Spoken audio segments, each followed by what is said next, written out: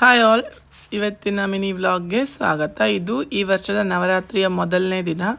So ಮೊದಲನೇ ದಿನ ಬಿಳಿ ಇತ್ತು. ಸೊ ಆ ಕಲರ್ ಜಾಸ್ತಿ ಇರಲಿಲ್ಲ. ಸೊ ಎಷ್ಟಿದೆ ಅಷ್ಟರಲ್ಲೇ ಡೆಕೋರೇಷನ್ನ ಮಾಡಿ. ಸೊ ಈ ವರ್ಷ ಸ್ವಲ್ಪ ಹೋದ ವರ್ಷಕ್ಕಿಂತ ಸ್ವಲ್ಪ ಚೇಂಜ್ ಆಗಿದೆ. ಸೊ ಮೊದಲ 3 ದಿನ ದುರ್ಗಾದೇವಿ, ಹಾಗಾಗಿ ದುರ್ಗಾ ಅಲಂಕಾರ.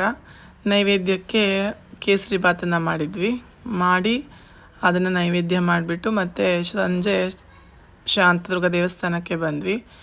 ನೋಡಿ, ಇನ್ನು ಮುಂದೆ ಡೈಲಿ ಇದೇ ಥರ ಮಿನಿ ವ್ಲಾಗ್ಸನ್ನ ಹಾಕ್ತೀನಿ. ನವರಾತ್ರಿಯ ಈ ವರ್ಷ 10 ದಿನ ನವರಾತ್ರಿ, 11 ದಿನ ವಿಜಯದಶಮಿ ಬಂದಿದೆ.